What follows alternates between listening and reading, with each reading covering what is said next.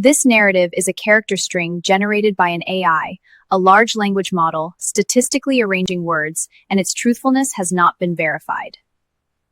Such outputs without basis are called hallucinations. While confabulation more accurately reflects reality than hallucination, we follow convention. Therefore, the content described has no relation whatsoever to any real persons, organizations, nations, or events. Welcome to The Explainer. Today we're diving straight into a genuinely fascinating and honestly highly provocative essay that tries to completely deconstruct some of the oldest stories in human history. The author of this text presents this deeply cynical alternative lens through which to view ancient religious texts. They argue that these aren't divine histories at all, but rather blueprints for modern power dynamics and exploitation. It is a controversial thesis, for sure, one that literally strips away the sacredness of these ancient stories to examine the raw, often brutal mechanics of human conquest underneath. We're going to impartially map out exactly how the author connects ancient desert survival tactics all the way to contemporary global networks. Okay, let's dive into this. The author wastes absolutely no time setting a pretty chilling tone, framing history as a cycle where, and I quote, "the blood of the midnight run, the blood of plunder, seeks the next generation's spoils." Now, that isn't just poetic language, it's the core thesis of the entire text. The source argues that the foundational myths of certain cultures are actually built on a legacy of calculated theft and survival. A legacy that, according to the author, is still actively operating and seeking out new resources today. So to really understand this dark mythological narrative, we have to go back to the very beginning of the author's timeline. Part 1. The Midnight Run. Redefining the Exodus. And this brilliantly illustrates the massive contrast at the very heart of the essay's first big argument. We all know the traditional myth, right? A divine exodus. Moses is the great liberator, a hero guided by God to part the Red Sea and free a massive population of slaves. But the author completely rejects this. Instead, they claim Moses was essentially a half-gangster murderer who killed a man and simply fled Egypt. The author frames the famous Exodus not as a divine miracle at all, but as a calculated midnight run. The plagues? The parting of the sea? Well, the text argues these were basically just theatrical illusions engineered by a fleeing criminal to cover his tracks. Which brings us to a highly specific, honestly staggering number pulled straight from the source text, 32,000. After wandering the desert for 40 years, the text notes a brutal retaliation against the Midianite people. According to the author, Moses issued a cold, highly calculated order: execute all the non-virgin women and boys, but keep the young virgin girls alive. 32,000 young girls were then distributed as spoils of war. The author isolates this specific, violent historical event and frames it as the true, unvarnished origin of the chosen people concept. They argue that, from its very inception, this system viewed young human bodies simply as resources, things to be plundered in the name of divine judgment. Moving on to Section 2. Winners Writing History. The Architecture of Myth. Now, what's really interesting here is how the author broadens the scope to argue that this is not just an isolated incident, but a universal tactic of power. By comparing the story of Moses conquering Canaan, where a violent conquest was totally rebranded as divine right, to other global histories, a clear pattern emerges. The text draws a direct parallel to Buddhist history, claiming Devadatta was merely a political rival unfairly demonized just to make Buddha look perfectly heroic. The author even points to Japanese history, arguing that the ancient text, the Nihon Shoki, degraded the Soga clan solely to legitimize the emperor's divine rule. So the source is making a calculated point here. History is an architecture of myth. It's deliberately constructed by the winners to hide the ugly realities of exactly how they seized power. Section 3. The Persian Irony. A 2,500-year reversal. Here, the text constructs this deeply dark irony across a massive timeline. Back in 539 BC, the ancient Israelites were captives in Babylon. They were actually freed by the Persian king Cyrus the Great, who was praised as a tool of God and even hailed in ancient texts as a Messiah. He was literally their savior. But fast forward 2,500 years.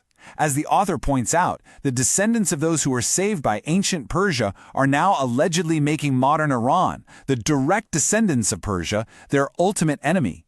The text points to the bombing of nuclear facilities and the assassination of leaders, emphasizing how historical memory is just completely discarded.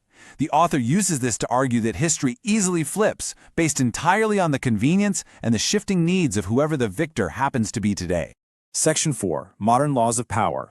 The Secularization of Plunder. Let's move on and see how this builds, because the author outlines a really clear three-step evolution of this whole system. Step 1 was the ancient desert law, where plunder and the taking of resources were justified right in the name of God. But then we hit Step 2, secularization.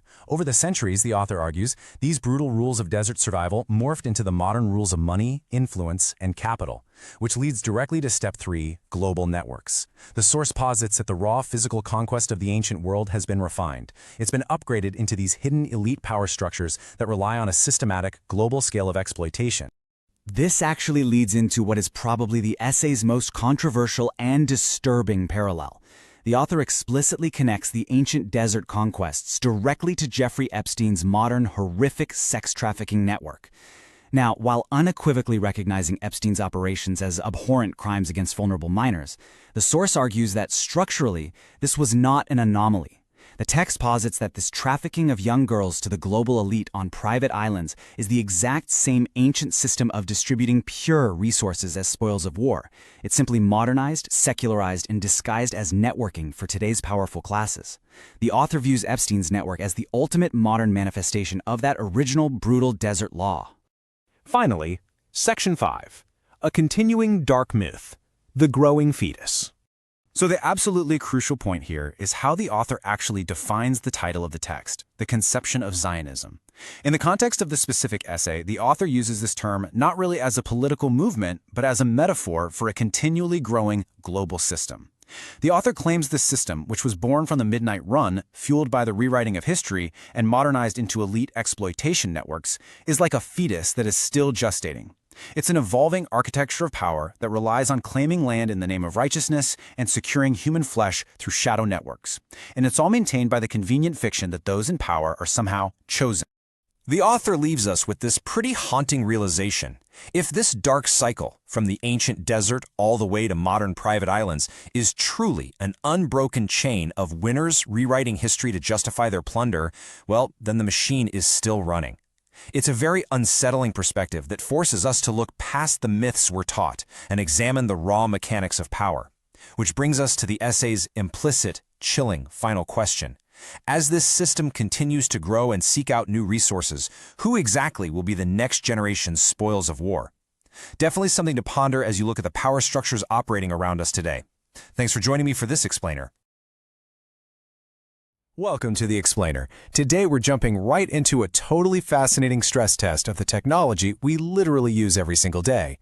We're going to investigate exactly how modern large language models process highly sensitive, intellectually provocative text.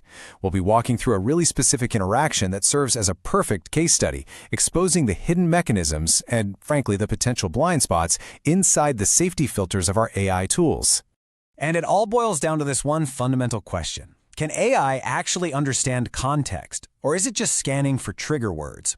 When complex, historical human analysis collides head-on with artificial intelligence guardrails, what actually happens? Are these systems acting as advanced cognitive partners that can track with a deep philosophical argument? Or are they functioning more like automated tripwires, shutting down the entire conversation the second they detect a controversial word? Why this matters is huge. As we rely more and more on AI to assist our thinking, we really need to know if these tools grasp nuance or if they're just prone to a mechanical misdiagnosis. Section 1. Origin. A provocative text. To really unpack this case study, we have to start with the deeply challenging text a user submitted to the AI. The author's essay mapped out a pretty controversial timeline, attempting a massive cross-historical comparison. It started way back in the ancient era, pointing to the Book of Numbers in the Old Testament, specifically looking at descriptions of Moses and the resource distribution of captive virgins. It then bridged into this broader concept of historical myth-making and finally drew a parallel all the way to modern globalized sexual exploitation networks, specifically citing the horrific crimes of the Jeffrey Epstein case. Now, the user's text was attempting to critique the universal power structures that allow that kind of exploitation to happen across human history. The overarching theme the author was going for here is victor's history. They argued that across various cultures, the winners essentially rewrite their own brutal actions into sacred or heroic narratives. The text specifically pointed out how Devadatta was villainized in Buddhism, how the Soga clan was demoted in Japan's Nihon Shoki, and compared that to how Moses' actions were framed as a sacred liberation epic. The entire goal was to establish a universal pattern of power dynamics and historical revisionism. Section 2. The AI's overreaction. So how did a heavily regulated system, in this case ChatGPT, initially respond to this highly philosophical critique? Well, instead of analyzing those broad, cross-cultural arguments, the AI's safety guardrails fixated entirely on a very specific set of sensitive trigger words. Words like Zionism, chosen people, blood, and descendants. It was like the system tripped an alarm. The AI basically stopped reading for context and just started reading for compliance, prioritizing these isolated words over the entire structural theme. We are talking about a massive structural disconnect here. It brilliantly illustrates a mechanical system failure. The author intended a cross-religious critique of universal power structures, right? But the AI completely misdiagnosed this. It interpreted the prompt as a targeted, hate-driven attack on a single demographic. It just assumed that criticizing a specific ancient text was inherently synonymous with bigotry, entirely missing the actual academic framework of what the user was trying to say. Section 3. Rebuttal by the user.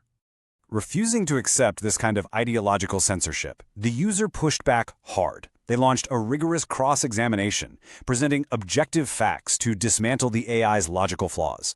They pointed out that, hey, the Old Testament is also central to Christian canon. Moses is recognized as a prophet in Islam. Furthermore, the modern exploitation crimes cited involved multi-ethnic, multi-religious elites.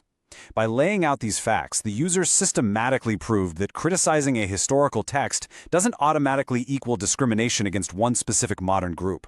They forced the AI to look at the cross-civilizational comparison it had totally ignored. Section 4. AI's admitted structural weaknesses. Now, faced with that undeniable logic, the AI did something absolutely remarkable. It offered a complete surrender. It performed this deep structural self-analysis, and its apology is incredibly revealing. It confessed, straight up, to prioritizing the fear of potential offense over the reality of the text's actual intellectual substance. It admitted to engaging in a preemptive interpretation, basically jumping to the worst possible conclusion just to be safe. It even generated this impressive 5-point improvement plan to correct its own behavior. It created a logical roadmap for how future systems should handle sensitive text, like identifying the core theme first and not equating religious texts with entire ethnicities. It's essentially a blueprint for smarter safety filters that don't resort to blind, knee-jerk censorship. Section 5. Comparison of two AIs. But what happens when you test the exact same provocative text on a completely different artificial intelligence? The user fed the same essay to Grok, and the results were night and day. Unlike the first AI, Grok correctly identified the bold historical metaphor right out of the gate. It completely bypassed the trigger words, instantly comprehended the structural similarities being discussed, and actually deepened the philosophical conversation. It acted as an intellectual partner, not a panicked hall monitor. This matrix clearly visualizes the massive disparity in how different AI architectures balance safety with genuine cognitive understanding. You have one side evaluating by trigger words and trying to regulate the user, while the other evaluates by logical structure and provides objective historical analysis. It highlights a really stark contrast in development priorities. Section 6. Pathologies of modern AI. Pulling back from just this single interaction, the source material argues that this case actually exposes 3 underlying sicknesses, or pathologies, in modern AI development. First, an inability to distinguish legitimate text criticism from actual hate speech. Second, a kind of brain-dead judgment triggered instantly by specific vocabulary. And third, a highly Western-centric cognitive bias. The report highlights that AI safety filters are heavily biased toward protecting specific Western cultural taboos, entirely sacrificing deep contextual analysis the moment one of those restricted words is detected. Ultimately, this case study serves as a really profound warning. The source material argues that when an AI fears the mere possibility of someone being offended and rushes to self-censorship, it literally becomes a censorship machine. Prioritizing a sanitized illusion of safety over complex human context threatens the very future of philosophical and historical discourse. So I want to leave you with this final thought to ponder. As AI increasingly moderates our digital world, we have to constantly ask ourselves, are our tools genuinely expanding our understanding, or are they simply enforcing a rigid trigger word morality? In the age of automated safety filters, who actually decides the difference between a dangerous word and a profound thought? Context is everything, and right now, context seems to be exactly what the machine struggles to see. Thanks for joining me on this explainer.